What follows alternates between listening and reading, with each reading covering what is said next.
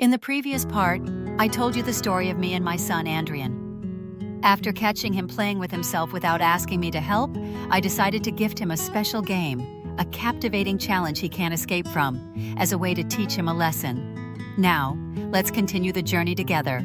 Don't forget to hit subscribe to catch even more exciting content ahead. A slow smile spread across my face, my eyes sharp with something new. I'd be the end game, the final challenge. He wouldn't see it coming, but I did.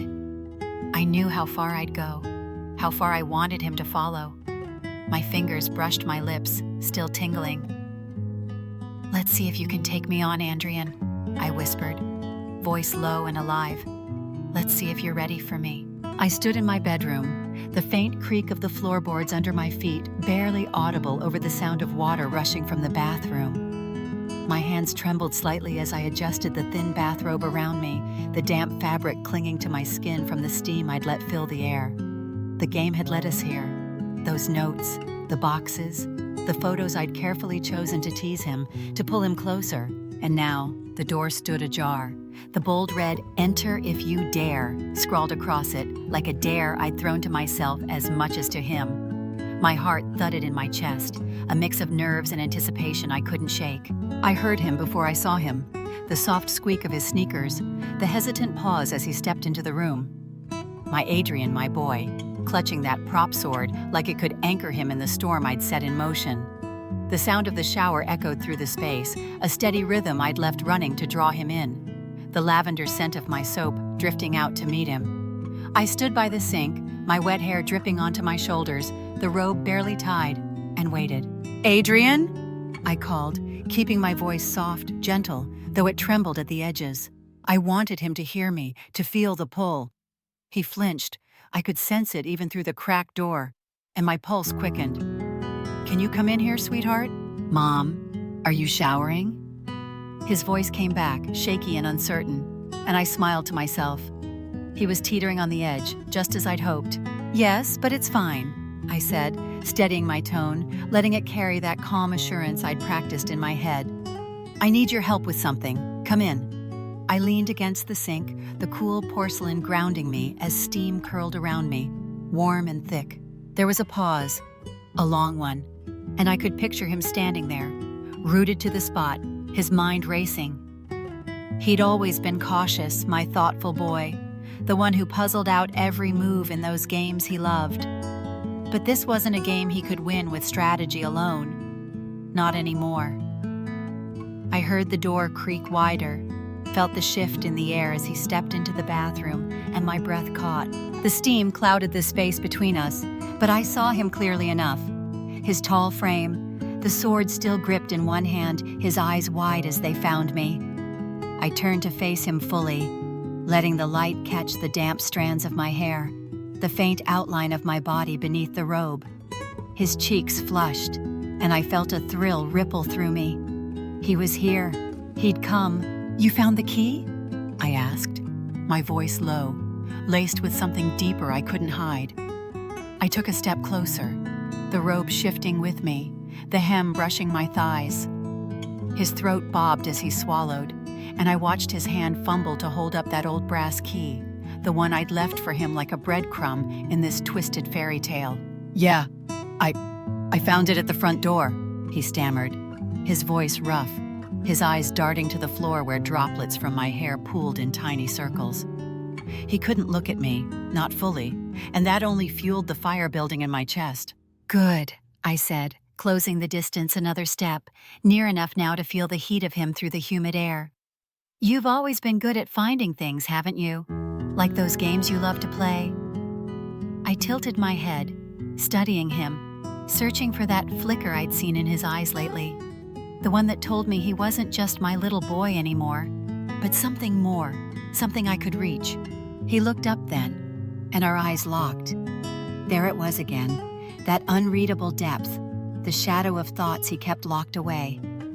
I knew about the nights he spent in his room, the headphones on, the secrets he thought I'd never guess, but I had. And now, standing here, I wondered if he saw it in me too, the longing, the pull, the game I'd crafted to bring us to this moment. "Mom, what's going on?" His voice broke, a tremor running through it, and I felt my resolve waver for just a second. He was scared, confused, but he hadn't run. Not yet. I didn't answer right away. Instead, I reached out, my fingers brushing the edge of that silly sword, tracing the fake blade with a touch I hoped felt steady.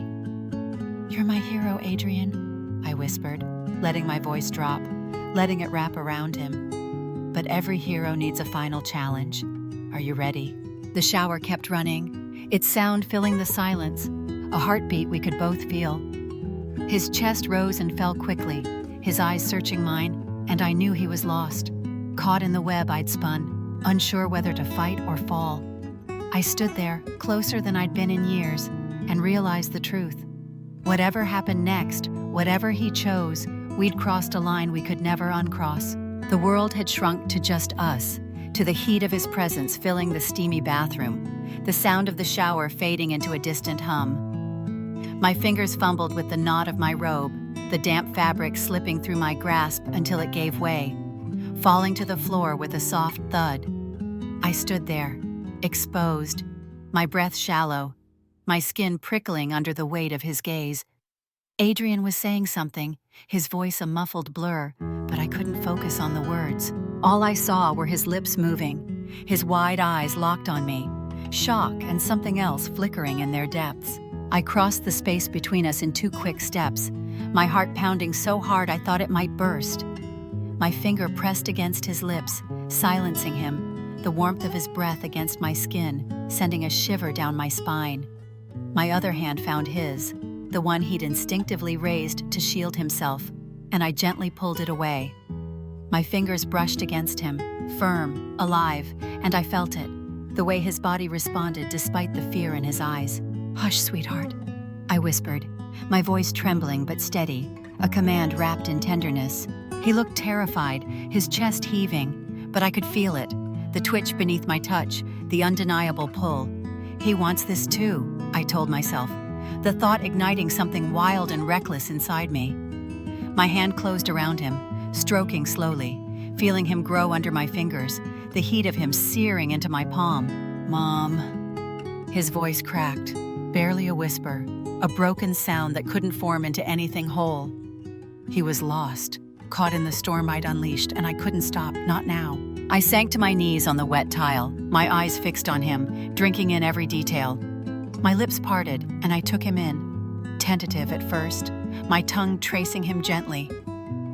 The taste hit me, a sharp, intimate jolt, and a soft moan escaped my throat, vibrating against him. I pressed deeper, my breath hitching as I pushed past my limits, tears stinging my eyes. When I pulled back, a glistening thread stretched between us, and I leaned down again, my mouth exploring further, my hand never stopping its rhythm. With a shaky breath, I stood, my body trembling with a need I couldn't name. I took his hand, guiding him to the sink, my back pressing against the cool edge.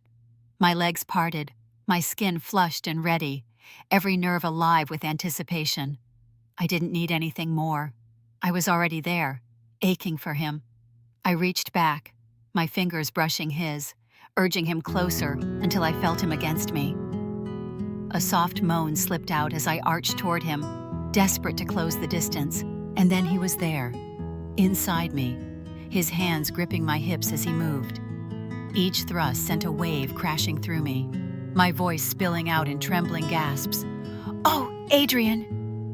The sound echoing off the walls, mingling with the steady rush of water. But then, a voice sharp and furious sliced through the haze. "What the hell are you doing? That's your son, you monster!" I froze, my body locking up as I turned my head. There she was, standing in the doorway. Me. Another me. Her face twisted with rage, her fists clenched tight. Before I could process it, she stormed forward, her hand cracking across my cheek in a stinging slap that jolted me awake. I gasped, my eyes snapping open, my chest heaving as sweat soaked my skin. I was in my bed, the morning light pouring through the curtains, the room silent except for my ragged breathing. A dream. It was just a dream, but my body didn't know that. I could still feel the ache, the heat, the dampness between my legs. I sat up, my hands shaking as I pressed them to my face, trying to steady myself. What was that? How could I dream something so wrong? About my own son? I shook my head, willing the images to fade, but they clung to me, vivid and relentless. I stumbled out of bed, peeling off my soaked panties and tossing them into the hamper with a trembling hand. I grabbed a fresh pair from the drawer, fumbling to pull them on, my fingers clumsy against the fabric. The shower still hummed faintly in my mind, a ghost of the dream I couldn't shake. And I wondered, dreaded, what it meant that I'd felt so alive in that forbidden moment. The bed was just steps away, but it felt like miles, each movement heavy with the weight of what we were doing. My fingers tightened around Andrian's, pulling him gently, my breath catching as his warmth pressed against me. The dress clung to my skin, the fabric shifting with every step, and I could feel his eyes on me, dark, searching, filled with something I couldn't name but understood all too well. The air buzzed with it, that unspoken ache that had been building between us, now spilling over into this moment. We reached the edge of the bed, and I turned to face him, my hands still holding his. His chest rose and fell quickly, his lips parted as if to speak, but no words came. I didn't need them. I could see it all in the way he looked at me. Confusion, guilt, desire, all tangled together in those deep brown eyes I'd known since he was a baby. My baby, my boy. And yet, here he was, a man standing before me, trembling under my touch. "Andrian," I whispered again, my voice softer now, almost a plea. I let go of his hands and brought mine to his face, cupping his cheeks, feeling the faint stubble beneath my palms. He flinched, just slightly, but didn't pull away. "It's okay," I said, repeating the words like a mantra, as much for myself as for him. "We're okay." He swallowed hard, his hands hovering at my waist, fingers brushing the dress's fabric as if afraid to commit to the touch. "Mom, we shouldn't." His voice was hoarse, strained, but there was no conviction in it, just a shadow of doubt that I could feel slipping away. I leaned in, closing the gap between us, my forehead resting against his. "I know," I murmured, my breath mingling with his, "but I can't stop feeling this. Can you?" It was a question, a challenge, a confession all at once. I pulled back just enough to meet his gaze, searching for the answer I already knew. His eyes flickered, and then his hands settled on my hips, firm this time, pulling me closer. The heat of him seeped through the dress, and I gasped softly, my fingers sliding to the back of his neck. He kissed me again, deeper now, his lips moving with a hunger that matched mine. The room spun, the soft light blurring into a haze as I sank into him, every nerve alight with the thrill of it. We stumbled backward, the edge of the bed catching my legs, and I sat down, pulling him with me. His weight pressed against me, tentative at first, then heavier as he gave in. My hands roamed his shoulders, his back, memorizing the shape of him through his shirt. His breath was hot against my neck as he buried his face there, a shaky sigh escaping him. "Mom," he whispered again, the word breaking in his throat. I tilted his chin up, forcing him to look at me. "Don't," I said, my voice steady despite the storm inside me. "Don't think. Just be here, with me."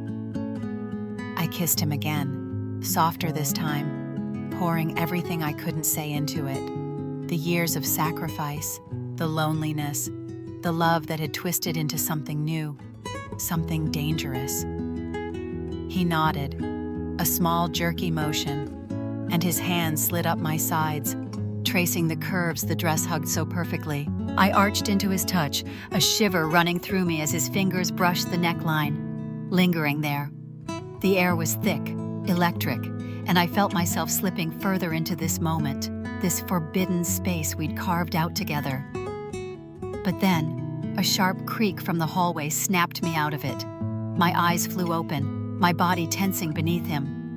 Andrian froze too, his breath hitching as we both turned toward the sound. The door was still cracked open, the dim light from the hall spilling in, and for a heartbeat, I thought I saw a shadow move. "Mom?"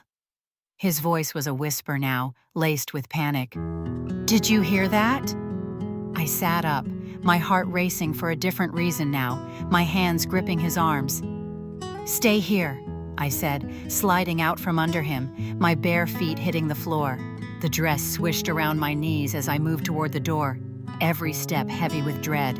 I pushed it open wider, peering into the hallway, but it was empty, just the familiar creaks of the house settling. I turned back to Andrian, his face pale in the soft light, his chest still heaving.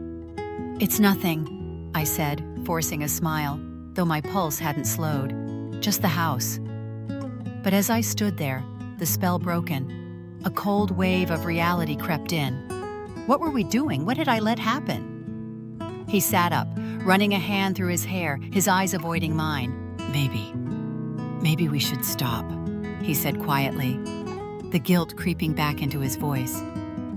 I nodded, though every part of me screamed against it. "Maybe," I echoed, my voice hollow. I stepped back toward him, sinking onto the bed beside him, close but not touching. The silence stretched between us, heavy and unspoken, and I wondered if we'd ever find our way back from this or if I even wanted to. We reached the edge of the bed, and Andrian paused, his hands resting lightly on my hips. His gaze met mine, a storm of longing and uncertainty swirling in his eyes. "Are you sure?" he asked, his voice so quiet it barely broke the silence. I nodded, my hands trembling as I cupped his face, drawing him closer for another kiss. "I've never been more certain of anything," I murmured against his lips, my voice soft but resolute. "I need this. I need you." Those words seemed to shatter the last of his hesitation. His fingers slid to the hem of my dress, lifting it slowly, his lips brushing down my neck in a trail that sent sparks racing through me. I shivered, my hands weaving into his hair as he eased the dress up and over my head, letting it fall to the floor without a glance. The cool air brushed my skin, but it couldn't dim the heat blazing inside me. Andrian's eyes traced over me, lingering on every curve, every line, as if he were etching me into his memory. His hands followed, gently outlining my frame, my chest, my waist, my hips, until I was trembling with an ache I couldn't contain. "You're so beautiful," he whispered, his voice thick with wonder. He leaned down, his lips finding my skin, pressing soft kisses that sent a jolt through me. I gasped, my back arching as waves of warmth flooded my senses, my fingers clutching the sheets beneath me as I breathed his name. "Andrian, please," I pleaded, my voice fragile with yearning. He didn't hesitate this time. His hands moved to his waistband, swiftly undoing his pants and sliding them down along with his underlayer. He stood before me, strong and ready, and my breath caught at the sight of him, more than I'd ever imagined. I reached out, my hands wrapping around him gently, offering a slow, careful touch. Andrian let out a low sound, his body responding as his hands gripped my thighs, parting them with care. "Mom," he breathed, his voice tight with emotion as he positioned himself closer. I bit my lip, my body humming with anticipation, and nodded, giving him the silent permission he sought. Slowly, carefully, he pressed forward, his eyes locked on mine. I gasped, my nails digging into his shoulders as he filled the space between us, the connection overwhelming after so long without it. Andrian's breath hitched, his hands steadying my hips as he began to move, each motion deliberate, like he was savoring every second.